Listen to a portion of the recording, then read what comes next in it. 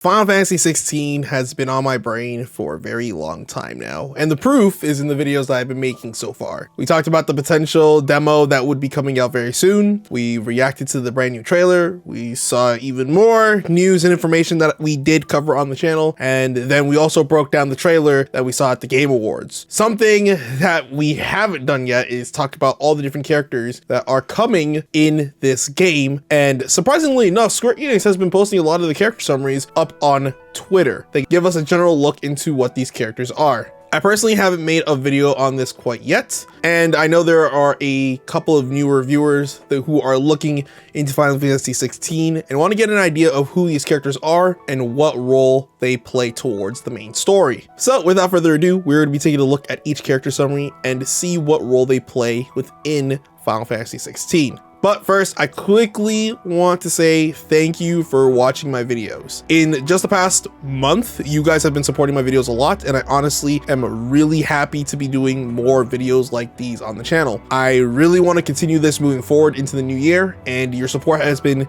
extremely helpful. For every like, comment, or new subscriber, it really helps boost my videos into the YouTube algorithm and to let the people know who I am and what I do. I am truly grateful for you guys, and you all mean the world to me. To the people who are subscribed to the channel, I will be repaying you guys next year when I announce something very big, so please be excited. And to the people who aren't subscribed to the channel and want to get in on this as well, don't worry, you guys can get in on the action by just saying subscribed and waiting for the announcement to drop on the channel. So make sure you subscribe and as well hit the bell so you don't miss the upload. But no more delays, let's just jump right into the video. So I quickly want to remind everybody that I am reading these off of Twitter. Some of these like little character informations are a little bit old and we're taking from 2020, while some of them are a lot newer because we've seen more newer trailers and whatnot, so we can get kind of a sense of where we're going to go with the story and what these characters are going to be doing. I'm going to be reading through all of them, as there's about 11 of these character summaries to go through, but if you guys want to check out where exactly I'm reading them, I will be putting a link into the description down below towards the Final Fantasy 16 official Twitter by Square Enix. So without further ado, let's jump right into it. So the first one is Clive Rosefield and Joshua Rosefield. Though all expected Clive to inherit the Phoenix's flames and awaken its dominance, Destiny instead chose his younger brother, Joshua, to bear his burden. Clive's younger brother by 5 years. Joshua often laments that it was he, the frail and bookish younger son, who was granted command of the Firebird's flames. So for people who don't know what they're talking about, Clive was supposed to inherit Phoenix, but unfortunately it had to go towards his younger brother Joshua. The next one is Clive Rosefield, the firstborn son of the Archduke Rosaria. Though all expected him to inherit the Phoenix's flames and awaken its dominance, Destiny chose his younger brother Joshua to bear this burden. In search of a role of his own, Clive dedicated himself to mastering the blade. His practice pays off when he was just 15 years of age. He wins the ducal tournament and is dubbed the first shield of Rosaria, tasked to guard the Phoenix and blessed with the ability to wield a part of his fire. Alas, Clive's promising career is to an end in a tragedy at the hands of a mysterious dark icon, Ifrit, setting him on a dangerous road to revenge. So Clive is our main character. This is going to be the person who we play as the entire time.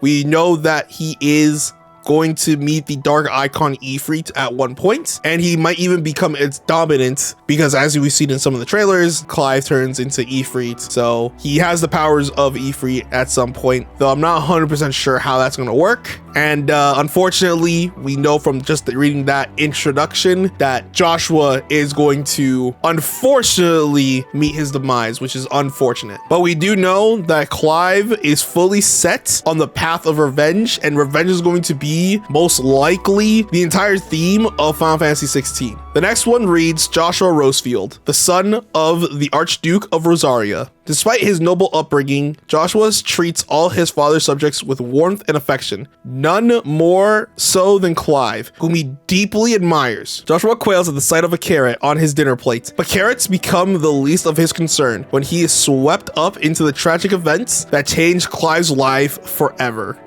Warwick, born in the fallen Northern Territories. By the way, this is also her younger version, not her older version. The Archduke insisted that Jill be raised alongside his son, and now at 12 years of age, she is as much of a part of the Rosefield household as Clive and Joshua. Ever kind, gracious, and unassuming, Jill has become a trusted confidant to the brothers. So this version of young Jill is going to be really close friends with Clive and Joshua. Jill Warlock, dominant of the icon Shiva. So it is confirmed. I did not read this, and I feel really dumb for not reading this because I wish I had read this before doing my trailer breakdown. But Jill is indeed the dominant of the icon Shiva. That's insane. So the Rosaria region, the Rosaria region had literally 3 icons. The Phoenix, Ifrit, which is a dark icon, and as well, dominant of the icon Shiva, which is insane. Born in the fallen Northern Territories, Jill was taken from her homeland at a tender age to become a ward of Rosaria. The Archduke insisted that she be raised alongside his son, and she became as much as a part of the Rosefield household as Clive and Joshua. Alas, fate was not finished with her yet. It saw the 3 torn apart, and the bone-chilling power of the icon Shiva awakened within her. Oh, so she becomes the dominant of Shiva when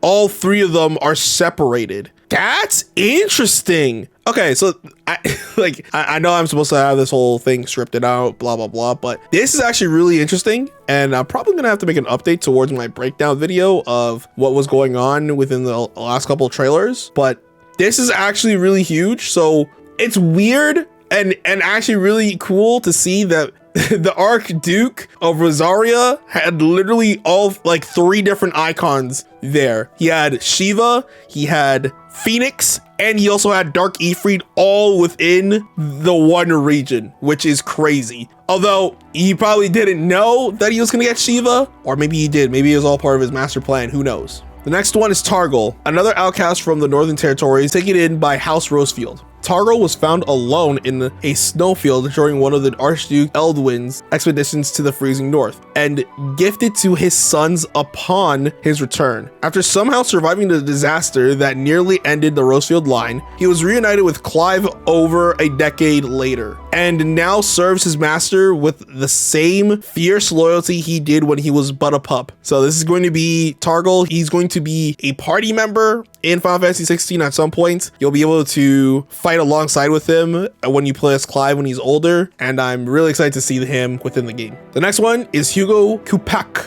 Kupka. I don't know how to pronounce his name. I'm so sorry, I'm butchering this one. The dominant of the icon Titan, permanent economic advisor. Hugo, I'm not saying his last name, meteoric rise to the prominence was sudden, if not unexpected. Once a nameless foot soldier in the Republican army, his awakening as dominant of the icon Titan thrust him to the forefront of Dalmatian politics. It was here he used his newfound position as the most powerful man in the Republic to exert influence over both nations' armies and its policies, making amazingly a personal fortune in the process. Yet while it is said that a man who has everything wants for nothing, Benedikta Harman will teach him money and power are far from all the world has to offer. That's pretty interesting. So this is a really cool, interesting read. It seems like Hugo literally started from the bottom and now he has literally almost everything he wants, but he's gonna learn within his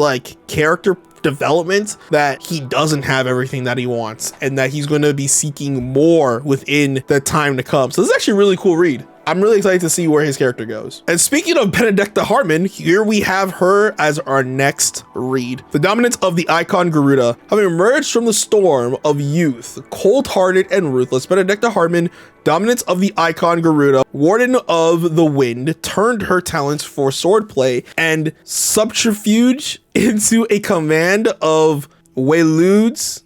I forgot how to say this region, guys. I'm so sorry. Elite intelligenciers. It is on a mission to find the exclusive second icon of fire that she crossed paths with a like-minded Clive and is forced to face her past. So it seems like Benedikta is trying to find Clive, which is why we see her and Clive fight within the Revenge trailer. And it seems that Clive has something to do with exactly what she wants, and she herself is also trying to face her past, which is really interesting to see that. We do know that she is the icon of Garuda, so that's a really good thing to know. Next one is Dion Lesage, dominant of the icon Bahamut, crown prince of the Holy Empire of Sembrique, and leader of its noblest and most feared over all the knights of the Dragoons. Dion is loved and respected by both his people and his troops, not least for the many times he has turned the tide of battle in their favor. Indeed, songs of heroism of the warrior prince and his icon Bahamut, king of the dragons, are never far from the lips and lutes of Sembrique's brands. But all is not well in the Empire, and the gathering shadows may be enough to quell Bahamut's light. So this is pretty interesting. I don't know exactly what role he's going to play towards Clive himself, but we do know that he is the icon of Bahamut, so he definitely is going to play some big significant role, as all the icons will be playing a huge role in this, possibly to be summoning the last icon, which I still think is Gollum, but we're not 100% sure. But it's really cool that like his nation and him are kind of like all dragoons, and like they kind of worship and Bahamut is like the king of all the dragons, which is awesome. So I'm really excited to see where his character goes, but for now he's still kind of like this mystery, so we don't know yet. Barnabas, Tharmr, I don't know how to pronounce. Again, I'm gonna butcher all these last names. I am so sorry, okay?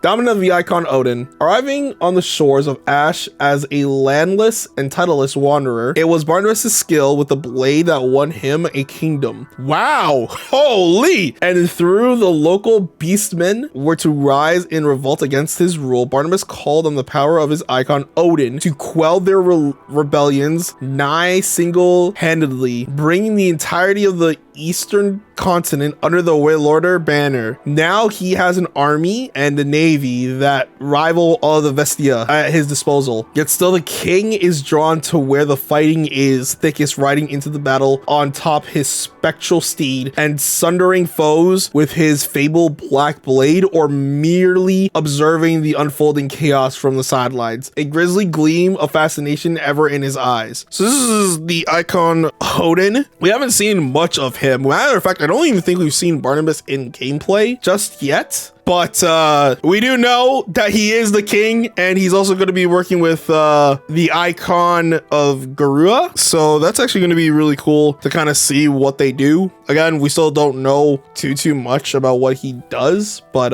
hopefully we will see more within trailers to come, or when the game drops, who knows? All right, this is the last one. This is the newest one, which is Cidolfus Telamon, dominant of the icon Rama. Oh, that's really cool. So we know literally almost all the dominants and their icons, which is good. Known to his friends as Cid, this soldier turned outlaw strives to build a place where persecuted barriers and exploited dominants can die on their own terms. A man of science, he also conducts research into how one might live in the Deadlands, as he and his band of fellow heretics must. Cid is also a dominant, the power of the icon Rama, having awoken within him shortly after he landed on Vestian shores. No doubt it was his power that saw him rise through the ranks of Royal Waylorder army, where it would seem he crossed paths with a certain Benedikta Harman. So we are going to see the icon Rama cross paths with Benedikta Harman, which we already know is the icon of Garuda. It definitely is interesting to see that Cidolfus is a heretic, so he doesn't really believe in like the icons and everything. He just wants people to do what they want to do, which is interesting. And it's also really cool to see that this person is also the icon of Rama, which is super cool to hear anyways. So man, we just got like all the icons like right here pretty much. We've got Rama, we have Ifrit, Phoenix, Shiva, Garuda, Odin. We literally got 6 out of the 8 icons literally named right now. And I believe I don't know the last two, but I'm gonna try to figure those out very soon. So man, that's insane that we just got all this from their character bios right now. So what did you guys think about all the character bios that they posted on Twitter? Did you guys like the fact that I butchered and mispronounced all their last names? Let me know in the comment section down below if I missed anything or how to pronounce specific people's last names, because I actually don't know. There's no like thing that's here yet until I actually hear it in English. I'm not gonna know. So please let me know how to pronounce all their names